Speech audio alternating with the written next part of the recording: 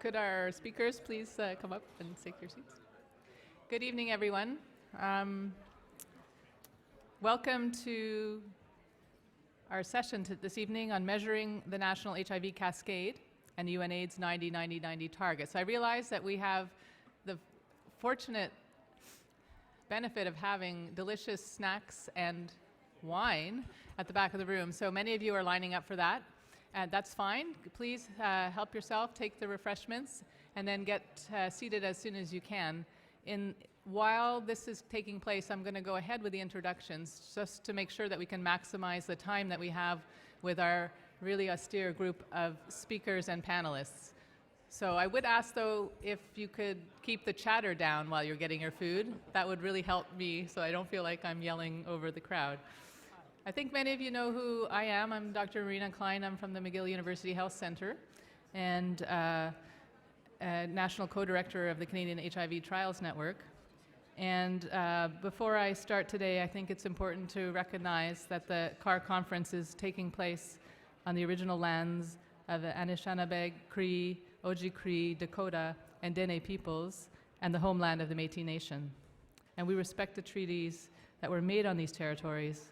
We acknowledge the harms and the mistakes of the past, and we dedicate ourselves to move forward in partnership with Indigenous communities in a spirit of reconciliation and collaboration.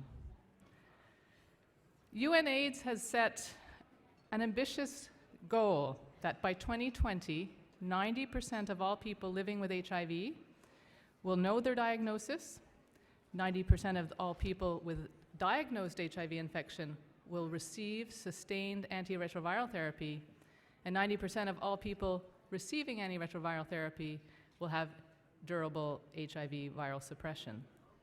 You can see this, I think, as a call to action. It's also, I think, a call for reflection. How well are we doing? As a developed country, I think for the longest time we've had a sense of complacency with respect to how well we have delivered HIV care to our populations in need and affected. And it probably wasn't until the last few years when we started to see cascades of care emerging from the United States that it became obvious that we may be falling short even in developed nations. And from a national perspective, I think we all would agree that we really need to know where Canada sits and where Canadian populations stand towards reaching these 90-90-90 targets. The Public Health Agency of Canada is developing a national HIV cascade to assess the extent to which people living with HIV are engaged in the continuing of care. And so it's with these background in mind that we have set the objectives for tonight's session. And this symposium has been organized really to invite critical engagement around approaches, opportunities, and implications of a cascade framework and the 90-90-90 targets at the national, regional, and community levels. More specifically, and you can see the objectives on this slide, we will be reviewing PHAC's national framework for HIV monitoring and its application to achieving these 90-90-90 targets. We're going to compare certain regions which have available data, and you'll notice, I'll say this at the outset, that I'm the only representative from Quebec in the panel tonight, and I think that's telling that not all regions actually have equal access to quality data to actually assess this. And we will be comparing regions with very contrasting HIV epidemics and assess Canada's status on achieving the 90-90-90 targets. And hopefully we'll draw on the capacities of existing organizations and strategies to contribute to the development of a national HIV cascade, and critically have the opportunity tonight with an esteemed group of panelists to discuss the opportunities and some of the shortcomings around these approaches, both at the national level and at the international level. Before we get started, I'll go back one slide. I really need to thank all the supporters that came together to make this session possible. In particular, the sponsors and organizers from the Canadian Observational Cohort Collaboration, the Ontario HIV Treatment Network, and the CAHR Centre for REACH, the Public Health Agency of Canada, the Canadian HIV Trials Network, the Canadian Association for HIV Research, And I must state specifically thanks to CANFAR, who is providing us with the libations at the rear of the room. And one particular thanks goes out to Mona Lutfi and Yoav Kenyon, who are really instrumental at bringing this panel together and having the vision to create what I think is a very exciting evening ahead of us. So the format is going to be as follows. The symposium will feature 5 presentations, and these are our 5 speakers who are represented here on stage. Each of these presentations will be relatively brief so that we can have opportunity for discussion. We'll ask that you hold your questions for the end. As during the panel discussion, we'll have the opportunity to ask questions of the speakers as well as our panelists. So please note down your questions as you go through. And without further ado, I'm going to introduce our first speaker. I'm pleased to welcome Claudia Rank, who will provide an overview on the goals and progress of the development of a national HIV care cascade in relation to achieving the 90-90-90 targets. Claudia is a senior epidemiologist at the Public Health Agency of Canada and is based in Ottawa.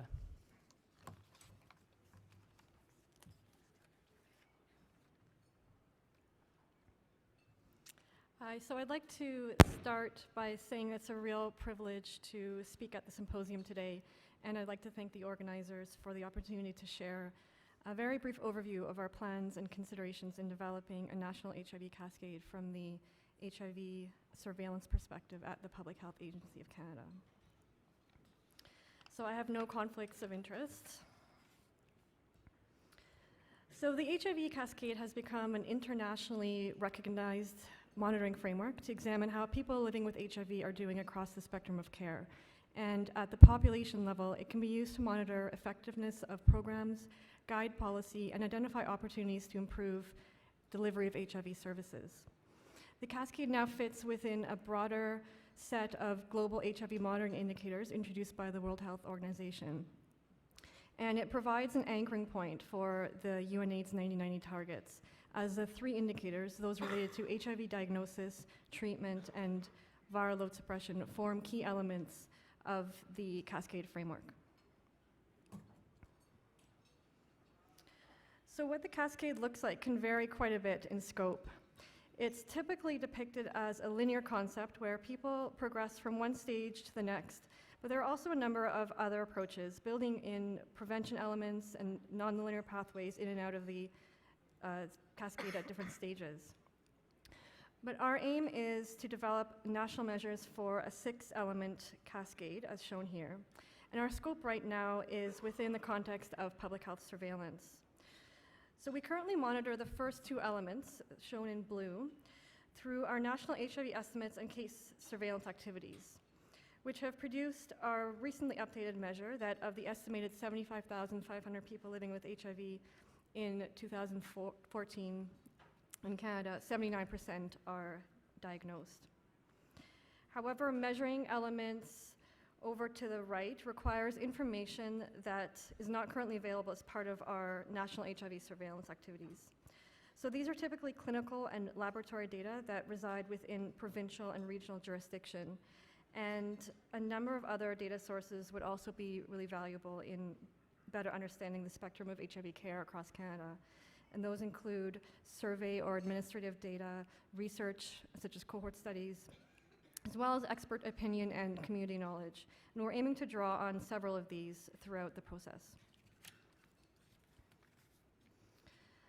So there are a number of considerations to measuring the cascade from a national perspective, and I have grouped these into what I believe are 3 main categories that relate to data availability, issues around methods, and definitions. So in terms of data availability, as I mentioned, HIV care and treatment falls within provincial mandates, so these are monitored at that level or at the regional level. Public health and clinical data are often housed separately, so therefore linking data from various sources is not always feasible. And this means that various populations are represented by different data sources. And there are strengths and limitations associated with those different data sources, often related to geographic coverage or completeness of key information. Looking at methods, there are different approaches to measurement of the cascade. The cross-sectional analyses taking a snapshot of a population with respect to the cascade stages at a specific time, or cohort approaches where a specific population is assessed across all stages of the cascade, often longitudinally. And this is a challenge in terms of resources, as not always feasible in every setting. It's also important that the time periods for measurement of the cascade are defined and consistent. And there are particular challenges as well in keeping track of how people are added or lost along the way for various reasons. And finally, there's a lot of diversity across regions with respect to guidelines, patient management, and service across the continuum of care. And this tends to create a substantial variety in how these cascade stages can be defined. So speaking of definitions in particular, here's just a snapshot of the many ways each cascade element could be defined. The definitions vary in the type and the number of services counted for each part of the stage, for each particular stage, the timing of those services, and at what point they're measured. So for example, the linked and retained in care elements could be based on proxy indicators such as receipt of CD4 or viral load testing or HIV clinic attendance at varying points of time. And even for viral load suppression, there's differences in which measurement could be taken at and what cutoff could be used. So what this comes down to for developing a multi-jurisdictional cascade is the challenge in aligning definitions and developing indicators that would be used for the purpose of national roll-up and measurement. And to this end, we have pulled together a technical working group to help us develop those indicators. And the challenge is to take into consideration the differences in availability and accessibility of data across regions and provinces, while also developing indicators that are meaningful and useful for cascade analysis across contexts, understanding that HIV epidemiology is very different across the country.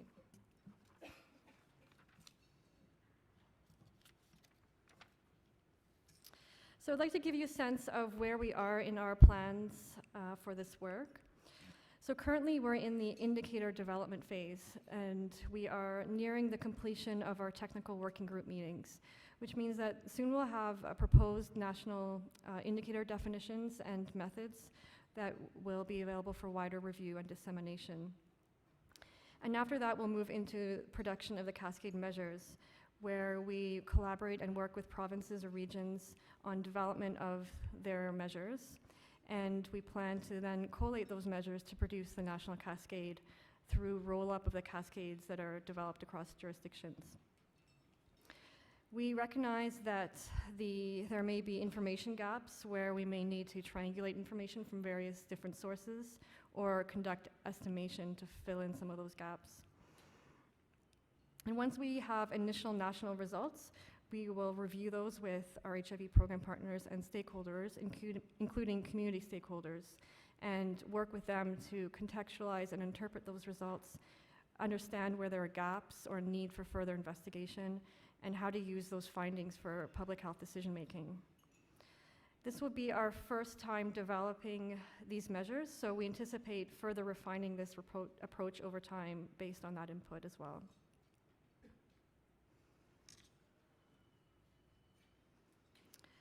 So I'd like to finish off by acknowledging the members of our technical working group. Many are in the room today. And this group has been very dedicated in contributing thoughts and perspectives to shape the definition of these national indicators. And many have been instrumental in advancing HIV Cascade work in their respective jurisdictions. More broadly, it will also be the efforts of clinicians, epidemiologists, researchers, and frontline care providers across the country whose work we will be drawing on for the development of these measures. And I really look forward to the presentations and discussions on the agenda today. Thank you.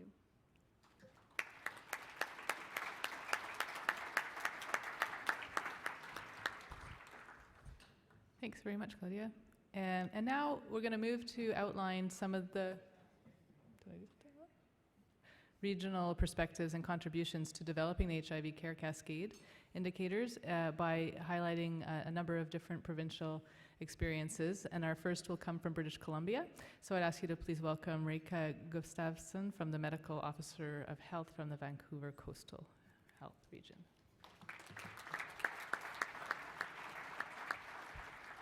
Hi, everyone. Thank you. It's a real pleasure to be here and watch you all drink wine. But I can tell you that because there's wine, we're going to keep to time. So thank you very much for having me. I'm actually a local medical health officer, and what I'm going to talk about today, how do I move this thing along? Here we go, now I can see the slides. What I'm going to talk to you about today is our regional and local approach to reaching what are now called the 90-90-90 goals, or the Cascade of Care, through a project that we did in Vancouver and actually northern British Columbia as well between 2010 and 2014. It was the Stop HIV and AIDS pilot, which is now a program called From Hope to Health, and the goal was to optimize the early diagnosis and treatment of HIV infections. And I think the reason I'm here today is because measurement was at the absolute core of delivering this program and turning the pilot into a program. We actually didn't know about the Cascade when we started. It probably existed, but we didn't know. And when we were told to do this, to optimize the early diagnosis and treatment of HIV in our region, we actually started by mapping the patient journey, which went, now that we look at it, and it was essentially the Cascade. We were looking at the patient journey and which parts of the patient journey we would be measuring. We developed our specific indicators that would be relevant to us at a local level, not necessarily at a national level.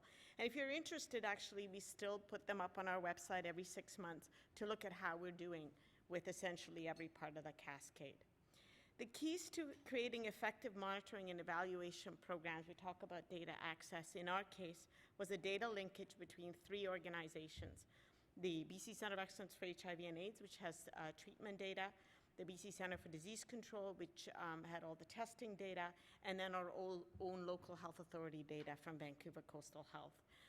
I do want to say that this linkage occurred well before any ministry mandated a linkage. This actually occurred based on relationships. And I just want to, often we talk about the importance of sharing data, and I think I can't overemphasize the importance of collaboration and making sure that that if you want to measure something, make sure that we value the contribution of everybody who's involved and that they remain an active participant rather than just a source of data. Of course, the other thing that we needed to do in order to measure this effectively is to dedicate human resources to it. Every one of the organizations named there actually funded a specific individual or individuals to do the analysis. And what was important for us was to make sure that we actually analyzed the data at the implementation level. So not just getting a national or a provincial report at the end of the year how we're doing with testing and diagnosis, but how are we doing in this neighborhood? How are we doing in this hospital? How are we doing on this ward? So I do not know why I put this, my conflict of interest slide as the second slide, but I don't have any conflicts. So just a little bit of background. For the epidemiology of Vancouver, epidemiology of HIV in Vancouver, we're a city of about 600,000, but we're actually serving a region of about 1 million people. The diagnosis rate is about 21 per 100,000, and it's a highly concentrated epidemic, highly concentrated among men who have sex with men. I'll talk a little bit about what we actually did and then how measurement aspects of the Cascade actually contributed to what we did. So for testing, we did a number of approaches. We introduced routine HIV testing into our hospitals, all acute care hospitals in the region at the same time. I'm just going to point that out because that was really, really important. It wasn't the kind of thing that anybody wanted to go out on their own with. We also expanded HIV testing in family medicine. We also expanded low barrier testing, both with our regional as well as our provincial clinics, such as Health Initiatives for Men and Butte clinics. We significantly expanded outreach testing as well as added online testing, mostly by Mark. The provincial laboratory, just to give you a little bit of a background, is so all confirmatory testing in British Columbia is done by one laboratory, the BC Centre for Disease Control Lab. There's immediate reporting of all results to public health. which is really key to success. And we have access to acute HIV testing. Anonymous testing is available in British Columbia, but it's not promoted and it is not as widely used as in some other areas. So to give you a sense of where we got to, and again, I'll talk to you about what we measured and how we motivated that increase, but the bottom line is that over a 4-year period, we expanded HIV testing from about 75,000 tests a year to 200,000 tests a year in our region. The challenges with this expansion was to find the right balance. There is appropriate expanded testing and there's over-testing in certain populations. It's very hard to find that right balance. Right now, for example, with acute care testing, we know that it's one of our most effective ways of finding people with acute infection. We're also testing an awful lot of little old ladies. So finding the actual right balance is a challenge. Linkage to care, we thought, would be a significant challenge, and again, using an aspect of the cascade, which is what proportion of people are actually linked to care, we were able to measure how rapidly we link people to care and what is the proportion of people that we link to care. And we were able to do that through a centralized follow-up process with public health and have reduced the number of days it takes to link people to care from 12 days on average to 6 days on average, and 3 days if you're tested in hospital and discharged. Some of the challenges is that measuring the demand for testing, no matter which way you measure it, it seems to be never ending. And we also have some challenges with measuring diagnosis because people are increasingly using viral load as a diagnostic test. With respect to treatment, we again, to give you a context of why we could measure this, the majority of those on HIV treatment receive medications through a centralized system. And one of our advantages, I would say, in British Columbia is treatment is not exclusively in the domain of specialists, but that we have a very broad range of skilled family physicians managing HIV, and we have a co-management with specialists easily available. We have an intensive case management team that reaches the most vulnerable patients. We also have instituted a linkage to treatment within 24 hours for all acute infections. And we have a program that is based on being able to identify people who have undetected or who have detectable viral load who are given outreach services. So the challenges with these is to keeping our eye on the prize. Sometimes when you start to reach your goal, people start to think HIV is not important anymore. There are other diseases that are more important, but we do need to keep our eye on the prize, and we have populations with complex needs. So this is kind of what we did. I just wanted to give you the background. But with respect to measurement, our data availability was this. With testing, we know the demographics of those who are being tested and the testing source if it's a hospital. We know the location of the testing provider. We know volume of testing if it's a health authority site, such as a hospital or clinic, and volume if family physicians have given us permission to measure their testing volume, we can do that as well. Once somebody is diagnosed, we know their demographics, their reason for testing, their risk factors, their stage of disease at diagnosis, full R diagnoses, and we do now, because of the data linkage, know how quickly you were linked to care and where you were linked to care. For those on treatment, we are able to monitor their viral load, their CD4 count, and who their treating provider was. So just to give you an example of how that motivated local interventions, when we introduced routine HIV testing into hospitals, we were actually able to measure testing volumes in hospital through work with the BC Centre for Disease Control, identifying exactly where the tests are coming from. If you look at the first half of the pilot, that was not a whole lot changed. That's when we went around and gave people lots of talks about how important it is to order an HIV test. And if you notice, standing up there and giving a nice speech makes absolutely no difference whatsoever. But if you make it easy, if you make it an institutional policy, if you embed it into electronic order sets, suddenly testing volumes go up. So that for us was a very direct measure of how we are testing. Some of the other things we were able to look at was diagnostic yield. In other words, is the testing appropriate? And we found that for among admitted patients, our diagnostic yield was about 4 per 1,000. In emergency departments, about 2 per 1,000. And in primary outpatients, it was about 2 per 1,000 as well. Now, one of the things we're also able to measure with respect to testing is at what stage of disease we are diagnosing people. I actually prefer this to the first 90. I also prefer it to the first bar on the cascade of care, because we can measure this. And this is a direct measurement of how your testing program is doing. If you're increasing the proportion of patients who are being diagnosed at the earliest stage of disease, you're doing something right in your testing program. So this was probably one of the most important outcomes and parts of the cascade that we measured to make sure that we were actually making a difference at a population level. And we found that throughout a 5-year period of concerted effort, we were actually able to shift the epidemic so that we were diagnosing people at a significantly earlier stage of disease. This also applied to our highest risk population, which was, gay and bisexual men, where we were also able to increase significantly the proportion of people who were diagnosed early. Some other things we wanted to look at, because there was a lot of debate about what is the right way to test and what is the best way to test, and should you just do more targeted testing, should you do just more generalized testing. So we looked at risk factor by testing site and noted that really in our epidemic, hospitals were reaching and diagnosing individuals with a different risk profile than community settings. So doing more testing in community settings wasn't necessarily going to reach the same population.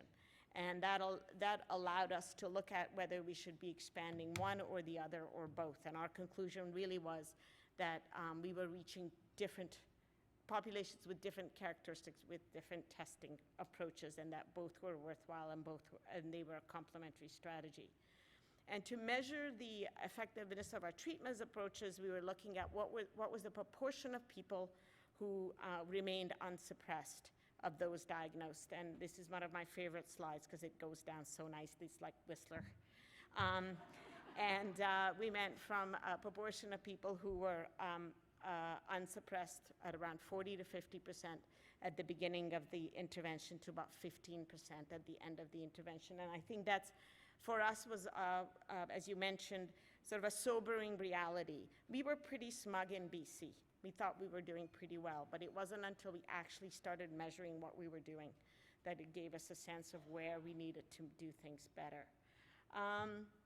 So just from our experience, the cascade of care is really measured often at a provincial level or at a national level, but it does provide for local programming. It does provide a great framework to make sure, to guide you as to where you need to be aiming your resources. Again, just a little bit going through the cascade of care. The proportion of patients infected with HIV, that's a great thing to try to measure. Nobody's been able to measure it particularly well yet, but we do find that the proportion of patients diagnosed either very late or very early is a great proxy measurement at a local level. Diagnostic yield is an easy thing to measure, but when, where, and at what stage. Reason for testing, last HIV test, and missed opportunities for diagnoses all informed our programming.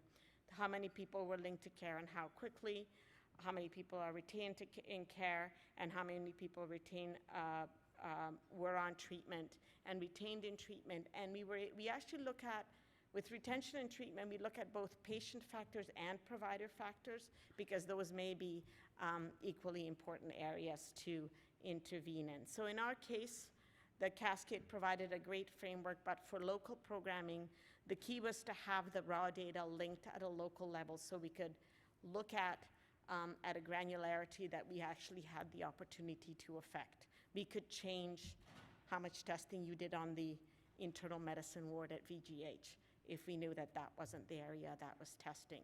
We now know that we need to increase testing in the emergency department at St. Paul's Hospital because our diagnostic rate is still 4 per 1,000, and it's a significant source of acute infections. So that was our experience with the Cascade, and thank you for your time.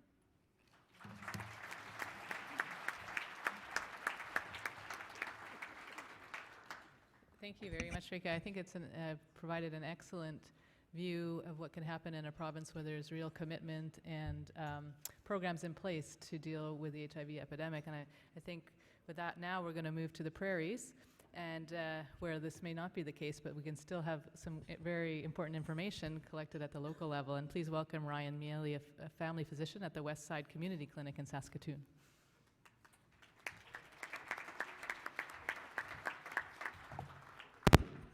Okay, well, good evening, everyone, and thank you very much. And yes, I think you'll see a pretty stark contrast between the last presentation and this one. I'm Ryan Miley, family doc at Westside Community Clinic in inner city Saskatoon, also part of the Saskatchewan HIV/AIDS Research Endeavour, or SHARE. And in Saskatchewan, we have had no conflict of interests. We've also had a pretty big increase in HIV in recent years, as I think most of you are well aware. And this slide is already a little bit dated. You see the biggest spike in 2009, where we were nearly 20 new cases per 100,000 people. It got down as low as 9.8 in 2014, but we've actually seen another increase. So our 2015 numbers had us back up to 13.8%. So clearly not out of the woods entirely yet. And I can show you those incidence numbers, but I can't really show you provincial cascade numbers. The reality is there is no central collection of that kind of data. So I'm going to have to go a little bit sub-regional here. For example, the Saskatoon Health Region looks at data in this way. They have shown through tracking lab data that our linkage has improved in recent years, moving up from 61% to 85%. And that linked to that, we see some improvement in the outcomes in terms of viral suppression, getting closer to 40% by 2014, obviously still not reaching 90-90-90. And these, again, are pretty bird's eye view. This is flyover data. Can we get in a little bit lower?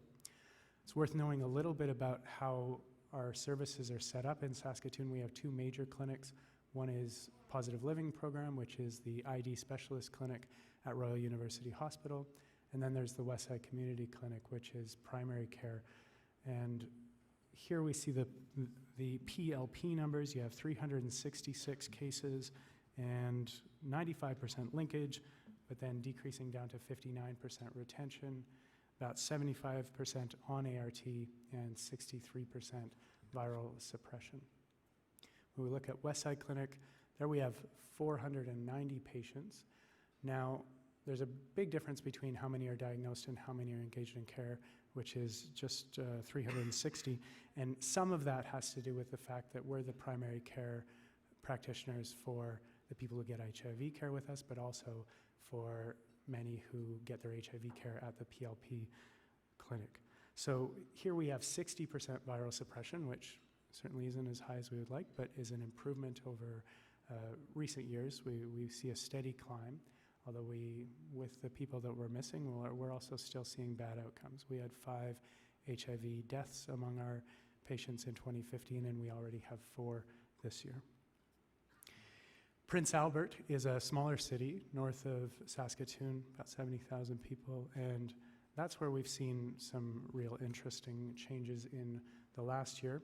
There they have 221 patients with 71% of them linked to care, about 62% on treatment, and only 36% virally suppressed. Now, some of that low viral suppression number connects to the number of new cases. In Saskatoon in the last year, we've had 50 new cases, which was an increase from 33 the year before.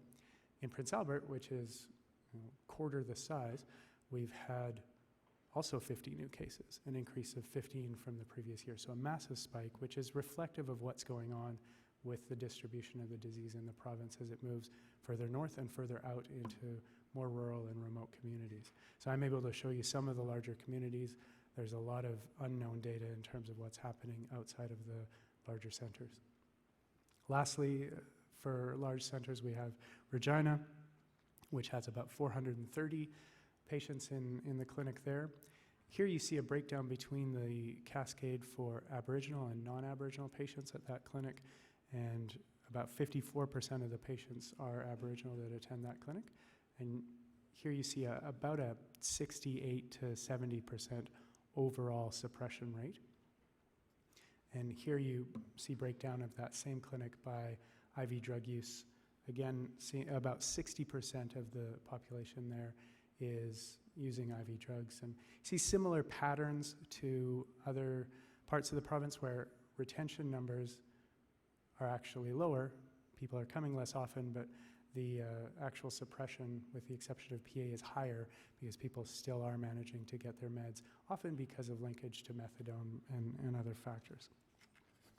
So what you'll notice from these slides that showed all these different clinics is that, one, I didn't do a very good job of preparing my PowerPoint, so they all looked completely different, but I actually did that on purpose. I took the slides the way they were given to me because I think it really shows the disparity in the way that we're able to collect and access data across the province. And you even, if you dig into this further, different definitions of linkage, different definitions of retention, even different definitions of viral suppression, as well as a great deal of disparity in terms of actual outcomes. So we have ongoing, pretty serious challenges in Saskatchewan. So what are we doing to try and address that? In 2015, we held our first benchmark meeting, and we just last month held the second one, which is a meeting that brings together the HIV community overall in Saskatchewan, and in particular, a special meeting of those who are providing clinical care to try and get on the same page, make sure that we're all speaking the same language, and trying to put forward some advice for what we could do to actually address this epidemic. And at the 2015 meeting, we agreed on adopting 90-90-90 as a goal for our province. And we looked at best practices, a lot of things that we saw in the last presentation, for example, and other examples across the country of things that are being done well. How have people managed to tackle things in their provinces?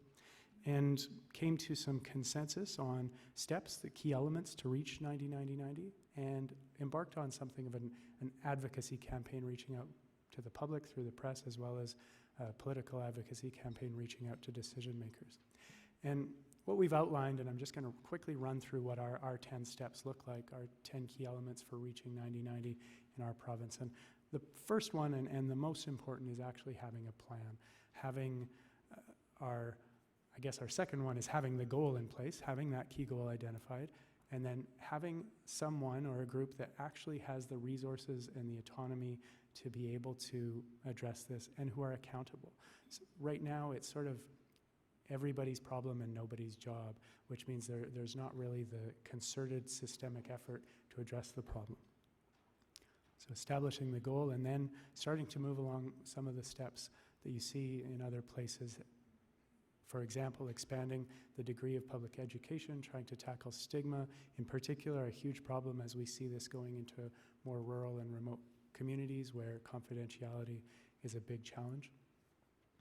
Implementing routine or universal HIV screening, and this is something that has improved to some degree. Part of the increase in Saskatoon in particular in the last year is due to increased testing, and you know, if we do this right, we should see worse incidence numbers for a period as we're actually catching more of these cases.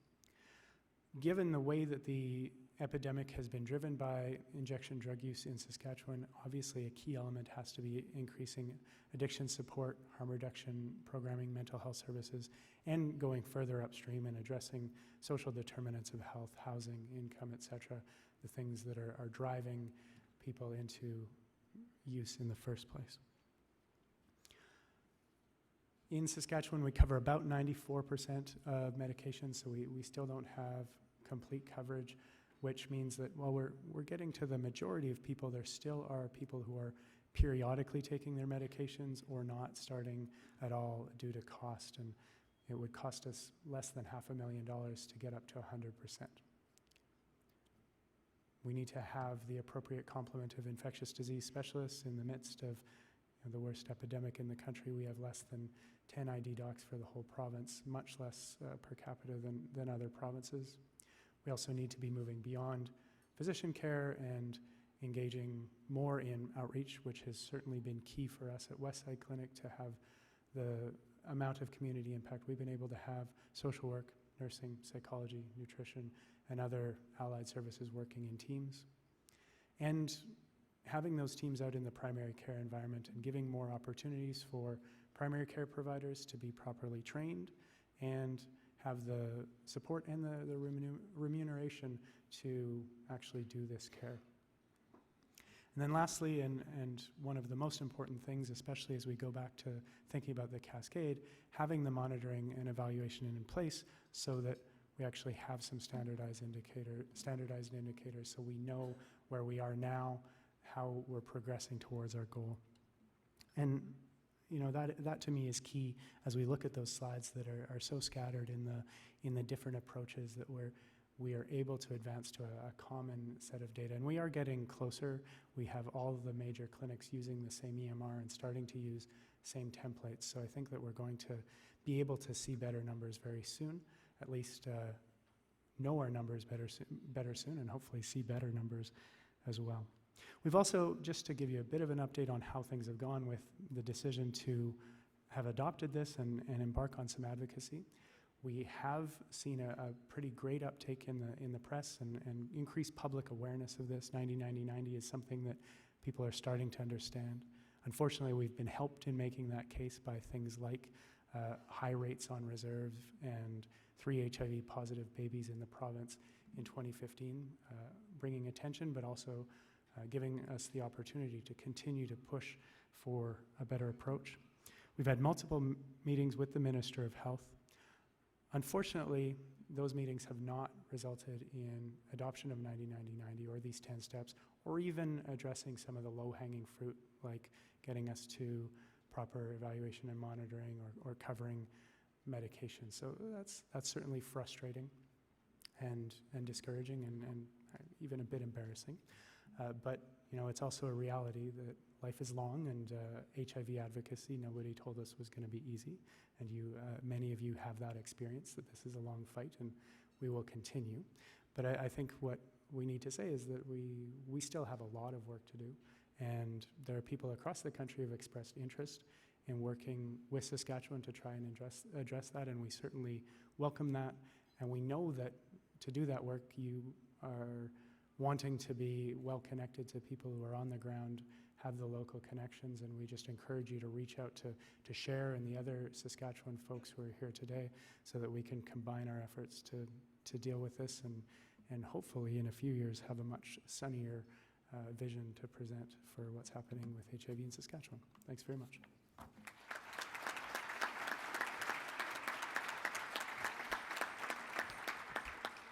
Thanks very much, Ryan. I think it's a sobering picture in contrast, and the purpose of this meeting today, I think, is really to see how an emphasis across the country can come to help support areas that haven't been as fortunate to have as good, provincial engagement or federal engagement in order to deal with the problems that are currently really ongoing. So now we will move to Ontario, and I welcome Mark Gilbert, who's the Director of Applied Epidemiology Unit, who's based at the Ontario HIV Treatment Network, to paint another picture for us in another region. Thanks.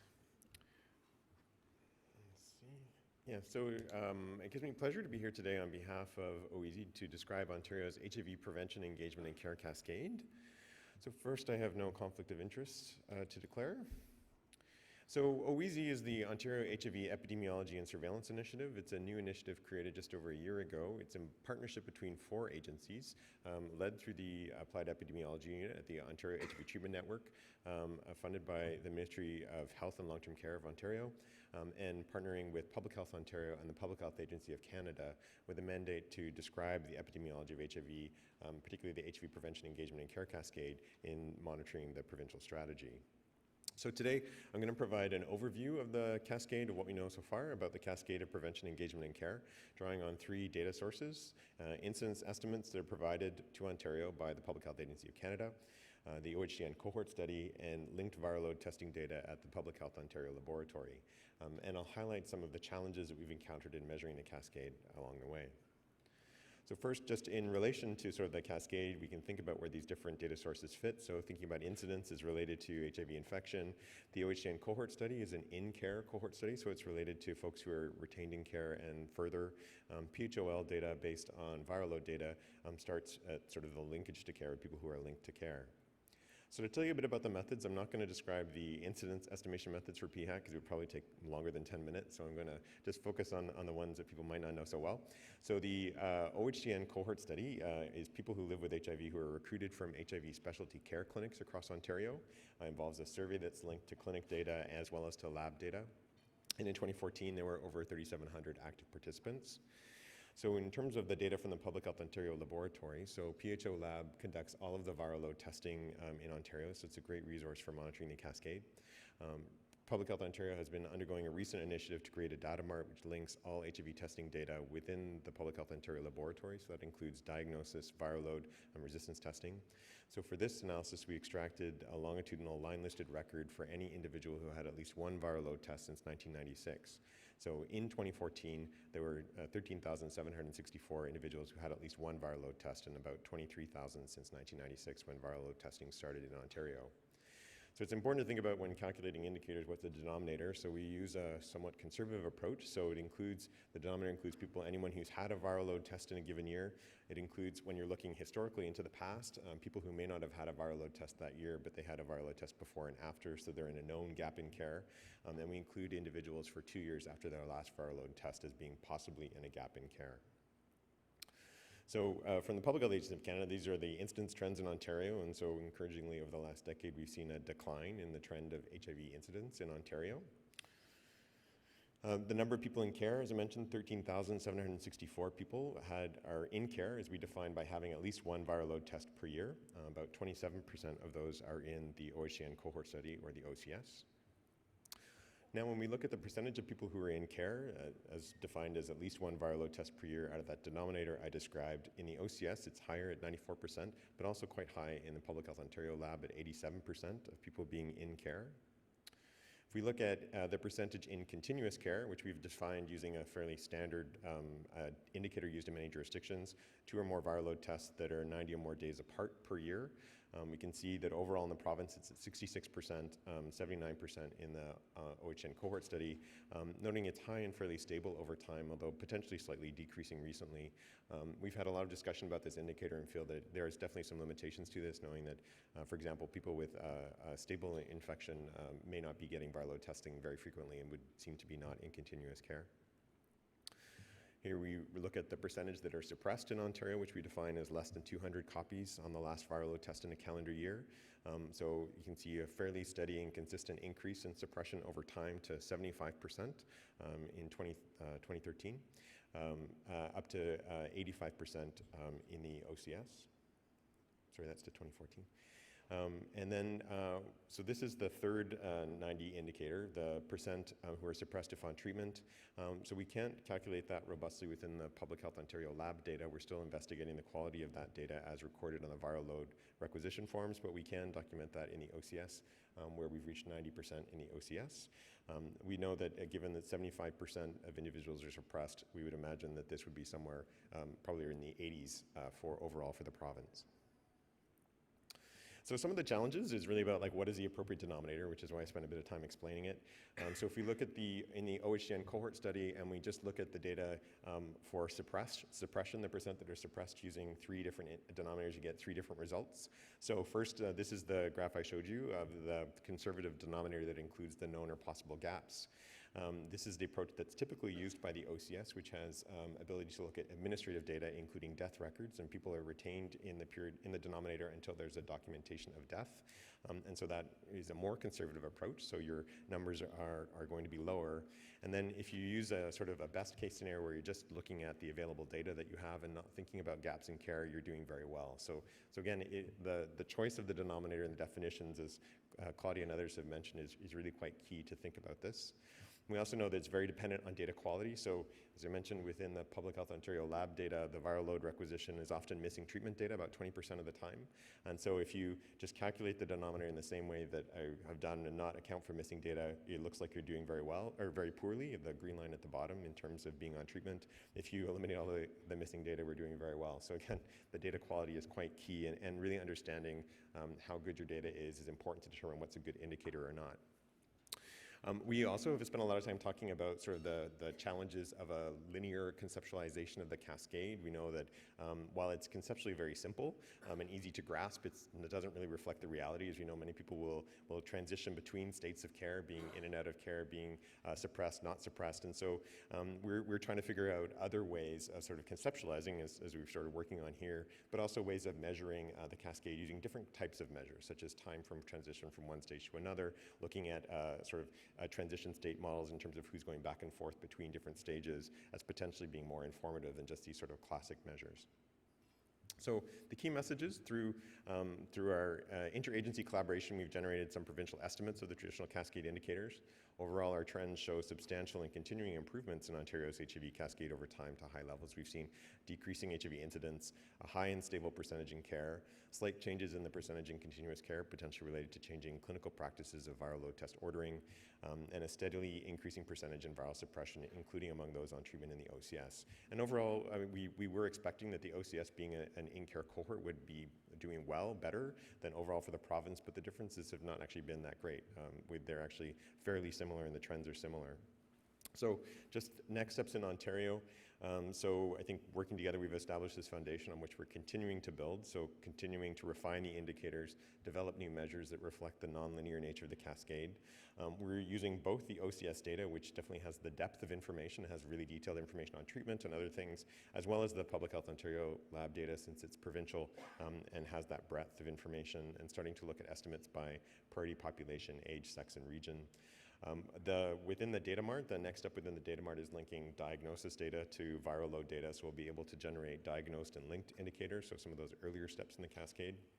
And down the road, looking at the linkage of the laboratory data to administrative data at the Institute of Clinical Evaluative Sciences, or ICES, to capture non-laboratory care encounters and other health outcomes. Thanks.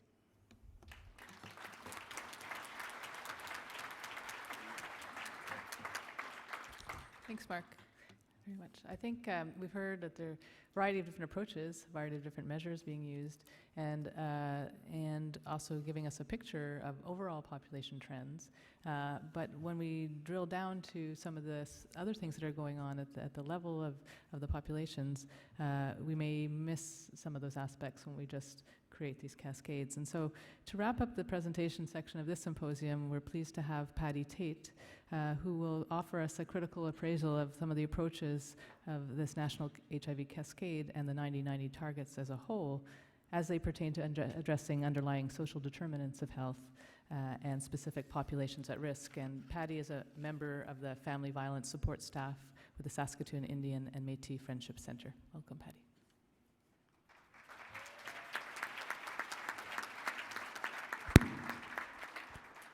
Thank you very much. I first want to just preface my presentation by telling you that unlike my illustrious panel members, I am not a doctor and I'm not a researcher, but what I am is a very concerned community member.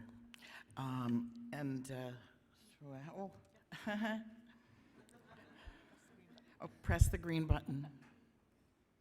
Okay, so we're looking at a critical analysis addressing the determinants of health, and I want to just acknowledge the team members that were part of this this presentation.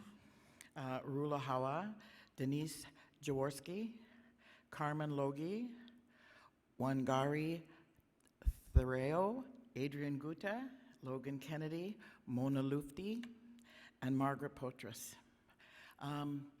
And initially, when this presentation was being, press this, no conflicts. I would like to acknowledge the Territory 1, a homeland of the Métis, and all of our ancestors that are here in this room. And I should say that we should also include within that acknowledgement the Inuit people who have lived in this community and in this territory throughout their lives as well. So as indicated, I am a frontline worker, and I've been involved in this movement for probably almost 20 years now. I was originally employed in Ontario, and in the Kingston area, primarily working with the Aboriginal offender population who were infected or affected by HIV in the early days, and that was a challenging job, but one that created in me a passion for this issue. And I think that that's what I would like to bring to the table today.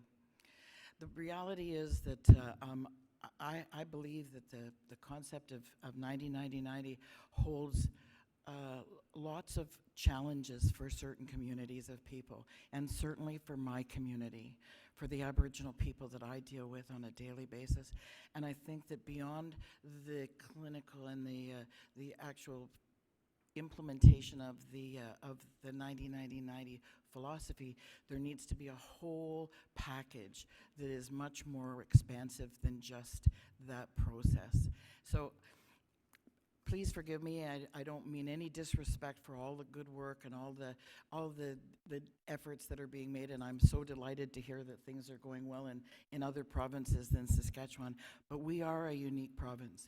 We do have a unique population of infected people, and those are the people that I deal with on a daily basis, and those are the people that I would like to speak to and speak about and on behalf of today, because quite honestly, they're the ones who will, in my mind, have their lives getting in the way of 90-90-90.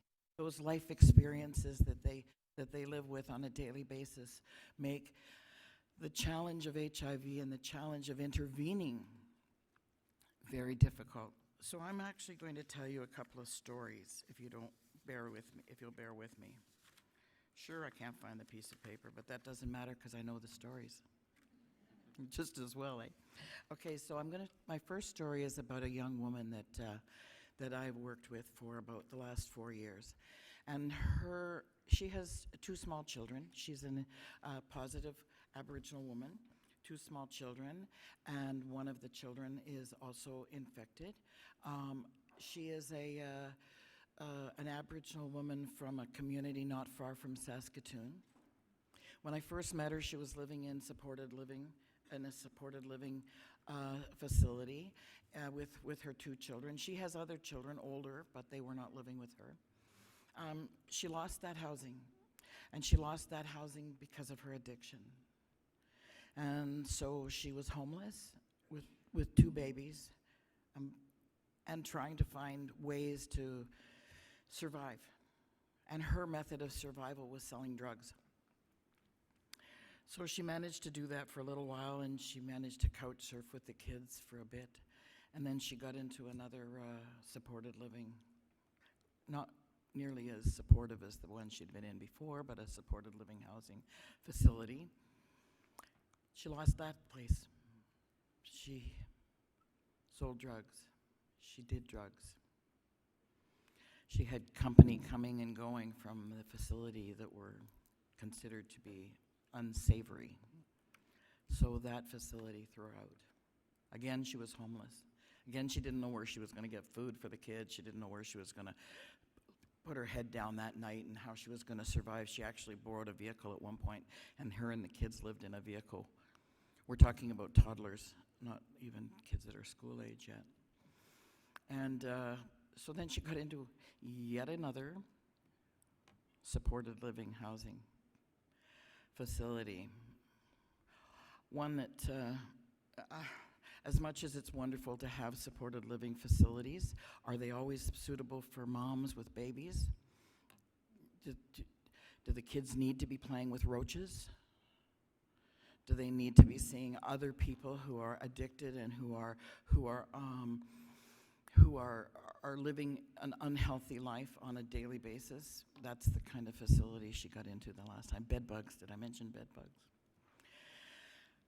And I'll be darned if she didn't lose that facility because she was dealing drugs, because she was using. That's the kind of life that she was living. The trauma and the drama of her life so overwhelmed her that even trying to get her into any kind of treatment had been an impossible dream. Even trying to get her to be stable on any level had been more than we had been able to accomplish in the it's been 4 years now that I've been working with her. I still have her baby picture when when I first started working with her. She sent me a picture of her and the two little ones for Christmas. And I see her periodically now. She probably weighs about 95 pounds, and she's not in good shape. I have another story to share with you about another man that I work with at the Friendship Center. Now, you need to know that a lot of these folks are coming into our Friendship Center, not necessarily because of their status as a positive person, but rather because it's a place where they can come and know that they can get a free meal and they can have some counseling. They might be able to get bus tickets to go across to their doctor's appointments. So they're coming in for a variety of reasons, and this guy was in his 30s. You'll notice I'm saying was. When he came to us, I've known him for the whole 6 years that I've been working at the Friendship Center, and he was always really friendly. Played his guitar. We had a program called Rapid Rehousing in our facility, and our workers managed to find him housing. Not the best housing, but a place to hang his hat. Of course, he lost that. He lost that because he was an addict. He lost that because he had company coming and they were using, and he played his guitar too loud in the middle of the night and came and went at odd hours. Could we get him stabilized on any medication? Absolutely not. Could we get him even to visit the doctors on a regular basis? I'm afraid not. He was one of those people that just wasn't able to cope in society. We have so many Aboriginal people that are on the street today. We have so many people that are homeless. They're transient. They're moving across the... I said transient, and I actually wanted to change that word. They're mobile. They're not transient. They're mobile between the city and the reserve. They're mobile between Saskatoon and Regina, or somewhere up north, and they're very difficult to monitor as far as getting them on any kind of stable regime. And when I say I wanted to change it to mobile, I thought about what the difference was between transience and mobility, and I thought, okay, so the reality is we come from the Cree people in this territory, the Cree people who followed the buffalo. They moved. They were mobile. They weren't transient. So I want to change my own words to make sure that I'm not degrading and diminishing the process of who Aboriginal people are in this territory. So we're mobile. So he was mobile, but he managed to find a place in one of the less savory supported housing facilities in town. But he was still using on a regular basis, and several months ago he was found dead out in the outer part of the city. Now you need to know that this is a man who lived in the city. He was a downtown kind of guy. There's absolutely no reason why he would have been out on a dirt road outside of town unless somebody had dropped him there. Because when he was out there, he got bumped. Oh, that's a Saskatchewan term. That means he got run over by a car, in case anybody didn't know. He got bumped by a car and he was declared dead on site. Was there one voice that came forward and said, well, what was he doing out there? How did he get out there? Who took this man in his addiction out to the boonies? Who took him out by the dump and left him there? Because he surely didn't walk. There was never one voice that came forward and spoke about that. He wasn't important. He was homeless effectively. He was Aboriginal. He was an addict. And he was HIV positive. These are the issues that we face on a pretty regular basis as a direct result of all of these things, the root causes, the macro, meso, and micro levels of challenges for 1990. the education gap. I was just talking to my daughter today and asked her, she's a community outreach worker in a community school in town, although her education was on reserve. The reserves get about 1/3 of the money to educate one child that they get in an urban center. My niece just moved back to the reserve. She was in grade 8. She is in grade 8. She's in grade 8 in Saskatoon, and she just that last 2 weeks ago moved back to the reserve, and is in grade 8 in the reserve doing the work that she did in grade 6 in the city, doing the math work that she took in grade 6. Is this the education that we want our Aboriginal kids to get? So the education gap is huge. Homophobia and transphobia, they're absolutely out there, alive and well, and when you compound that with the fact that we have Aboriginal people who are already marginalized, already overrepresented in the justice system, already overrepresented among the underemployed or unemployed on social assistance, then it's quite damning. It's damning of our society, that's for sure. Racism is alive and well in Saskatchewan. Poverty and housing. No? Okay. Poverty and housing are really problematic for our population, and so, as I said before, life gets in the way of 90-90-90. I believe that that's a beautiful vision, but it's going to require a whole lot more than 90-90-90 in its purest form to be able to be a success in Saskatchewan. In order to be a success in Saskatchewan, we're going to have to look at the social determinants of health. We're going to need universal antiretroviral coverage all across Canada, universal HIV testing, nationwide HIV reduction programming. That's one of the areas that I think that we can really work on through the 90-90-90 with the Aboriginal population, is a reduction, is prevention, and that's going to be really an important piece. Acceptance of the actions toward truth and reconciliation by HIV community, absolutely. I believe in the recommendations of the Truth and Reconciliation Commission, but I have to put that in context for myself, because quite honestly, the residential school process was just one more form of attempted genocide by the mainstream society and by the government. And that's what I believe. I have a brother-in-law who received his residential school money on Monday. Thursday, he was dead with a needle in his arm.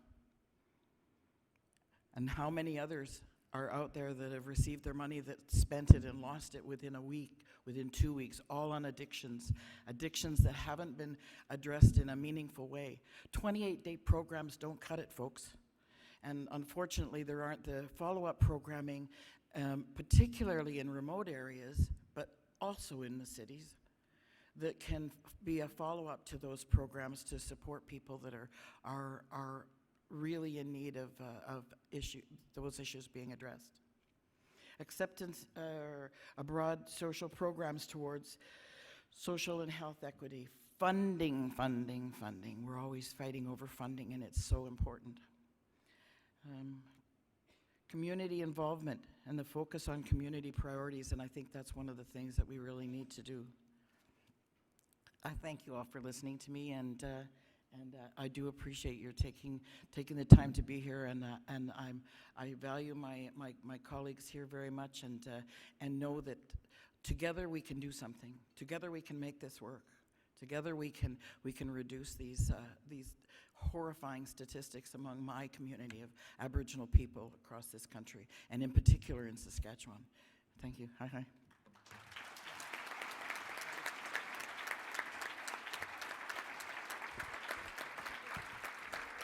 Thank you very, very much, Patty. I think it's without a doubt that you paint a very vivid picture that behind all the numbers we've been talking today, there are real people living with real difficulties in their lives, and for whom need support in a wide variety of ways, and it's not only going to be through increased testing and linkage that we're going to make that happen, that there's a lot of structural supports that are going to need to be enhanced and across the board. And I think it's with that in mind that we have assembled actually a panel that I think is going to be really helpful in addressing these issues. And I'd like to welcome on stage now for the remainder of the session. And as I'm doing so, please get your questions in mind, because we want an active participation from the audience at this point.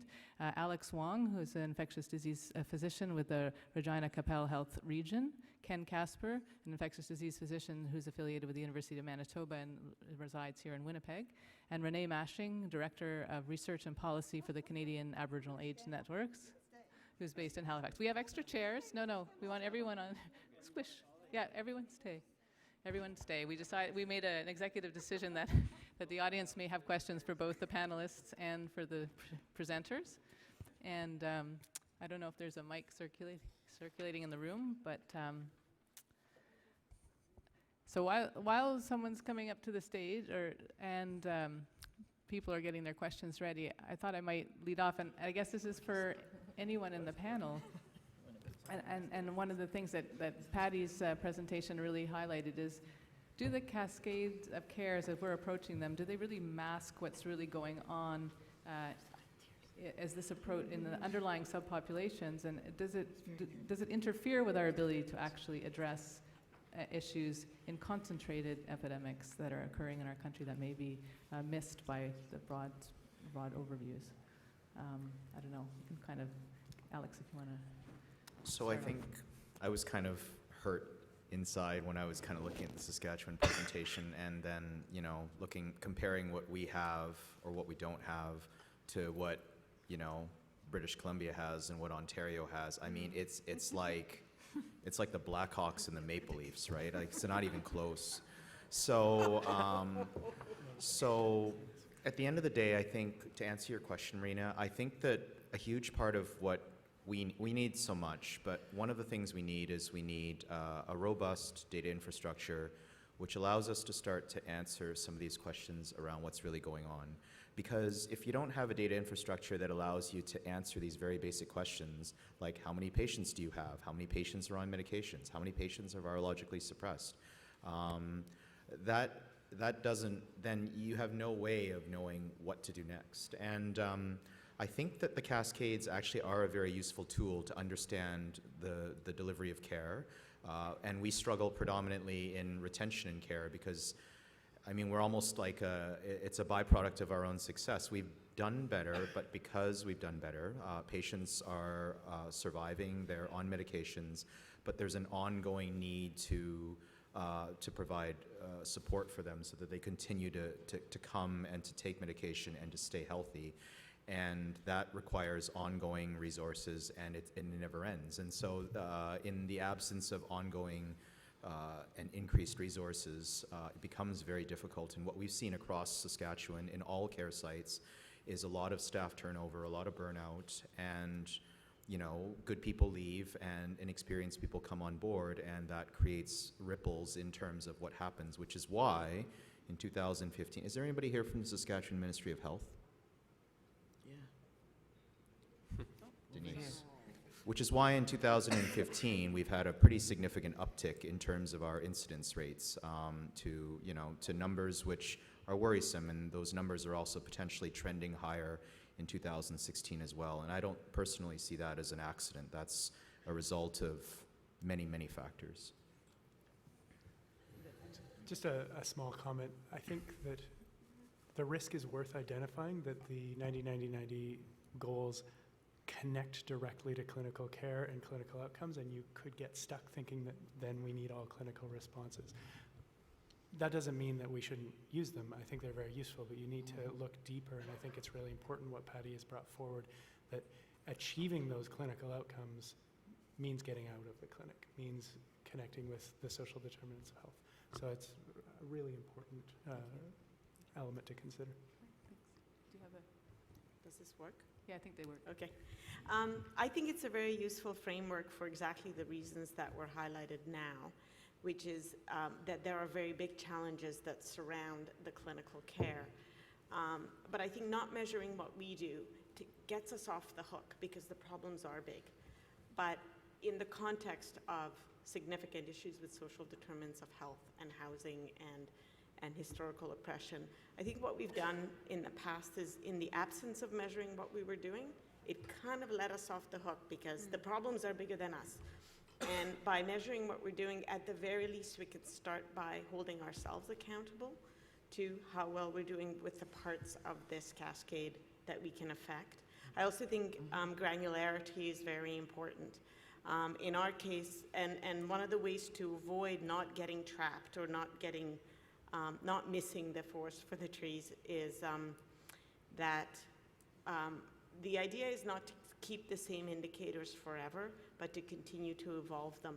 I do find that sometimes people come up with an indicator and then are married to that indicator, and then we sit around and argue about whether it's the right indicator or not.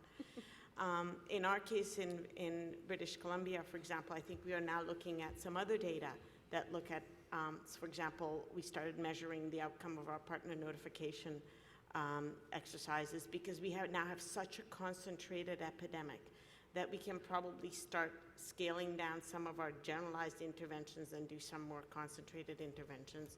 So I think the idea of Cascade is not to stick to these, and I'm not that I want to get rid of these indicators right away, but just to embed measurement as an integral part of the exercise. And I think I just want to echo a few comments if I can. I think it's been really important for us to advocate to the politicians. It really gives a framework to start with the 90-90-90, and trying to encourage our leaders that, you know, as a province, my province, Manitoba, we want to achieve these goals. And I think, and I want no one left behind, and that's my goal of the 90-90-90. And what I explained to the politicians today is I'm going to leave a lot of people behind.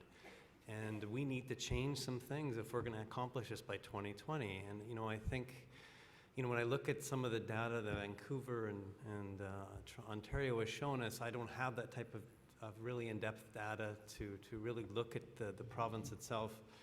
And I look, you know, 30% of Manitobans are still diagnosed with CD4 counts less than 200. 60% are less than the CD4 count of 350. We have no idea what the first 90 is. We've done studies in our emergency room where we've shown prevalence, which is probably, if I look at the Vancouver numbers, is about 3 times, 14 in 1,000. And yet we can't find the funding or change in policy to change testing behavior in a place where, unfortunately, in our healthcare system, most people are the only place they're accessing is the emergency room. And these things have to change, and, you know, it's and again, when we look at the second 90 for me is the one that's most disturbing in Canada. The fact we don't have access for medications for all people. This is a public health disease. It needs to have universal access. It's a no-brainer from my point of view. We're paying the cost of not having medications available for our working poor and our new immigrants. There's no way I'm going to achieve 90-90 in my province. And finally, when it comes to treatment, if we don't treat the underlying syndemics that are working with us, we'll never accomplish 90-90 in my province. And that's just me as a visionary.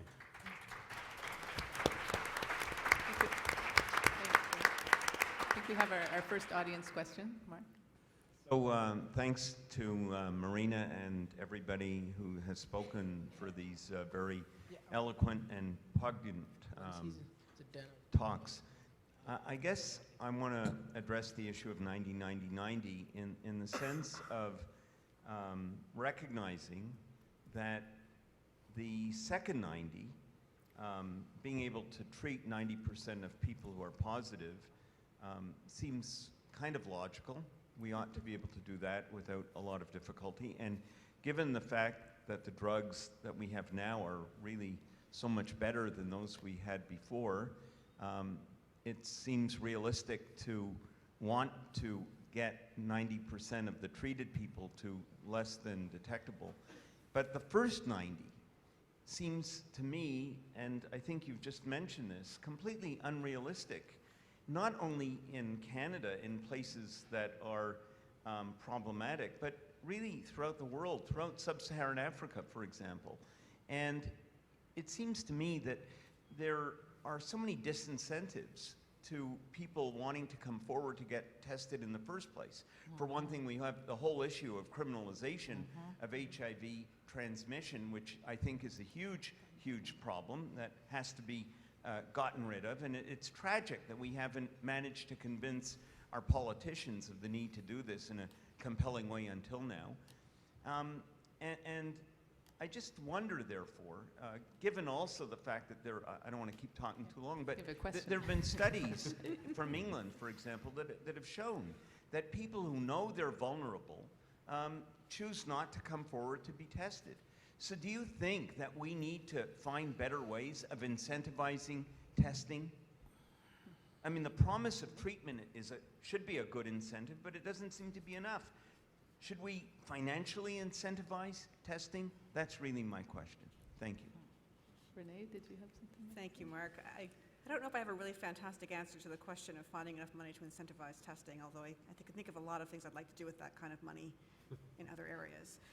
But one of the stories that I was told when I first began this work a number of years ago was, you know, especially in working with our community members in a variety of different healthcare settings, you know, and there's always a desire, the expectation that HIV is the most important thing that somebody's living with. So there's a real desire to know who's got HIV, who's positive. They should tell me as a healthcare worker. And my boss at the time was Kevin Barlow, and he told me, you know, you won't know. You have to make yourself somebody who people want to tell. And I've carried that story with me, that message, that teaching with me for a long time. And I think that part of the solution, and it's the long-term solution, but it's making a society, it's making a place where people are safe to be tested. It's all that work we want to do to create a dynamic, a story, a reality in Canada where it's safe to be tested, where it's safe to know your HIV status, where you do have access to testing. And that's a big campaign that's probably at least as expensive as incentivizing everybody to get tested. But I think that's a different type of intervention that's really valuable. Yeah.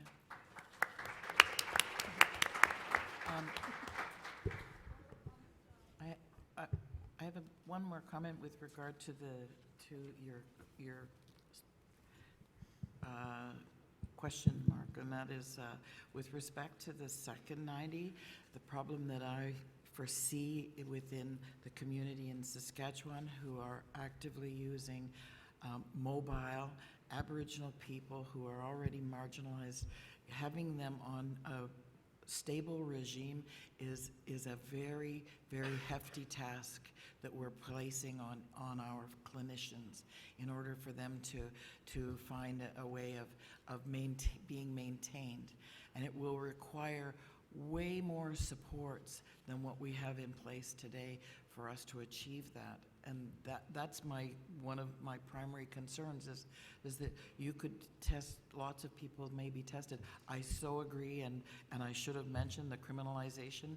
So many of our young women that are HIV positive or who are working the street, are utilizing drugs, are very high risk. Do they want to be tested so that they could be charged in the event that that it's found out that they haven't disclosed? Absolutely not. Were I working the street, I wouldn't be tested. That's it, that's all. Because quite frankly, it would put me at more risk than if what I don't know won't hurt me effectively. I can't see too well, but I think there's a question here. Yeah, and there's some more over there, so we'll start over here and then we'll move. Okay, yeah, just following up on Mark's concentration on the first 90, because I think that is an important one and probably the biggest challenge. It's more of a technical question though, and recognizing that the testing environment could well change maybe within the next 2 years. I know we have the UK and USA have home testing. So that is almost certainly going to have an impact on testing numbers, but it also presents a challenge, does it not, in capturing testing data that previously went through provincial laboratories. Now, are you scared? I guess, Mark, I think you said you had some work to do in capturing data that doesn't go through provincial laboratories, but does it scare you that home testing, which I think we have to acknowledge, I would say within the next 2 years we're going to have it, does that present challenges to you having test results which you don't know about? So I guess I'm big believer in, like, if there's a testing option that works, even if it affects the data, I'm all for the testing option. I mean, we have these kinds of inconsistencies now, right? So we have people who are testing anonymously and they're double counting, so we're getting double counting. We know that there are people who may be testing abroad, or people who are, you know, for example, in some other provinces, being tested through a viral load and it's not being reported to public health. So I think these kinds of things are happening all the time. I mean, in general, like, I mean, if someone is testing and, but when they're accessing care, right, that's when they're entering into the system. So, you know, eventually, you know, we know that that probably won't affect them more of the later in the care cascade kind of measures. But yeah, I mean, these are the realities of life, right? I mean, this is what happens when you introduce these kinds of technologies. And I think the low threshold, these models for testing are really key. As testing, home testing, online testing, things that people who may not feel comfortable coming into a clinic or seeing a provider, it's more important they know their diagnosis than whether they're counted or not.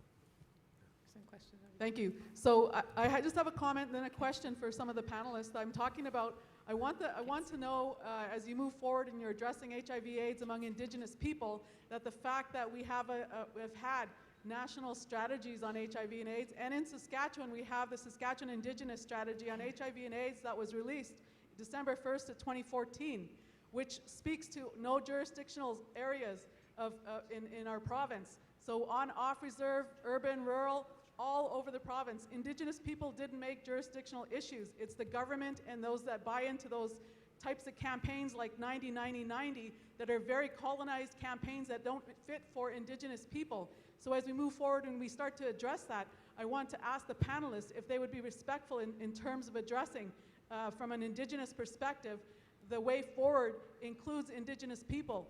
You have to work with us to provide clinical care in many other ways that we talk about as Indigenous people. That's important.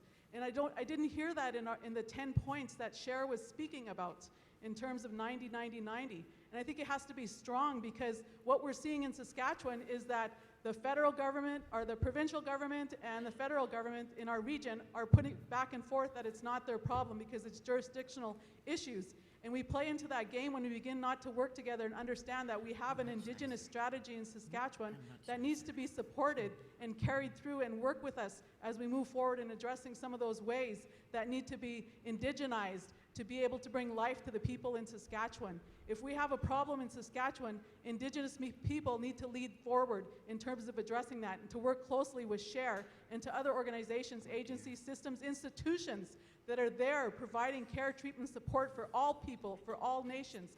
But it's time to work with us and not against us, and don't try save us, because that doesn't work. We have to have zero colonization in how we're doing the work, and that's what's going to bring life to the people. It's not the 90-90 plan. That plan won't work for Indigenous people. We have to work together to make sure that as we move forward, we're doing things in respectful ways from an Indigenous lens, from an Indigenous view, and working together is so important. So I want to thank you, but I want you to consider some of what Patty Tate has also brought up in terms of addressing that. And I would like to hear from Renee Mashing in terms of some of our strategies for Indigenous people. Thank you. So let's hear from the panel a little bit on that question. Margaret, you're my favorite person in the whole world. I mean, I think if we want to think about indigenizing it, and one of the stories, again, like Patty, I love stories, but our sister Maramapala from Maori Nation in New Zealand, I mean, she spoke about us being the 10-10-10, or the fear that we would be the 10-10-10. And I think as we play with these numbers and we think about all these different ways of conceptualizing, really, even in the wonderful and heartbreaking stories that you're sharing, Patty, I hope, I imagine, as we're talking about the context in our community, others of you in the room are thinking about how that relates to the context in the communities where you live and work and the people who you care about. And really, I think if we indigenize our approaches, we're talking about inclusivity. We're talking about keeping the circle strong. We're talking about not leaving anybody behind and looking at those ways that we can do that. And there's a balance in terms of bringing in the science and the Western and understanding how we can work with that. And then there's the opportunity to also bring in those cultural understandings that really, hold us all up. And as you would say, I think, to bring life and to talk life and to hold us up together and collectively really work towards, I don't think 100 is really the next way to indigenize this whole concept, but to keep the circle strong, right? That concept of all together. We're all part of the community. That's okay. Just wanted to make one comment with respect to indigenizing. the concept of indigenizing does not require a feather to be added to a document. It requires our absolute participation, integral to any documentation that is, and any work that's being done which reflects the needs of the Aboriginal community across this country. You know, and too often people have indigenized this and indigenized that by being, and no disrespect, but as a conference, as much as I've appreciated the opportunity to be here, the Indigenous voice in this conference is fairly limited. I have noticed. It's been very nice that everybody's acknowledged the territory, and I appreciate that. But that doesn't make it Indian, and that doesn't make it indigenized. So as we move forward, if we can work together, as Margaret said and as Renee said, it's about partnering. It's about equal partners. We can make a big, big kick at this damn disease if we work together. So, There was a... I just want to say we are running a little bit over, so I think we can go for another 5 minutes if people seem interested to stay in the room. I'm happy to stand up here for longer, and I think there's another comment, and perhaps we'll take one question after that and then close. So sure. So there was a point there for Cher and for the group that put together the 10 points for Saskatchewan, and I think it's a very well taken point, Margaret. And you can't, and we haven't thought about addressing HIV in Saskatchewan without working with Indigenous populations. It would be ridiculous to try to do that. It is the subtext, it is the ground in which we are working, and it's the connections, the relationships that we have. But why isn't it implicit in the 10 points? Because sometimes we're dumb. So we'll make sure it's explicit in the 10 points. Thanks for the reminder. Thank you. Hi, my question is related to the second pillar and access to treatment. And I noticed in the presentation at the beginning that the plan was to develop a process where you can identify gaps.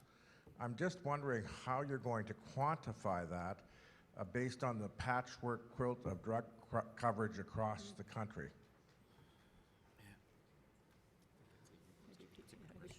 Well, can I just make a quick comment about that? My wonderful pharmacist, Shauna, and her team from CHAPS have thought about this as well. I tried to do some kind of an inspiring talk to them as well about some of the challenges of the public pay system that we have in Canada. And I think it sounds like they may be ready to tackle some of these issues with their leader. I think it's Deborah, right? Yes, so Deborah. And I think the team of the Canadian pharmacists are going to hopefully take this on to really look at what happens across the country with the public pay system. And as I think you'll see, there are some provinces, you'll probably as a Canadian go, what the? It doesn't make, what you see in Manitoba, you'll be dumbfounded in terms of how our public pay system works to other provinces. So it's a very different system in a country like ours that's supposed to have universal access. Yeah, no kidding. Sorry, I jumped in. that's okay. Yeah. Yeah, so the treatment element we recognize is a particularly challenging one to look at from a national perspective.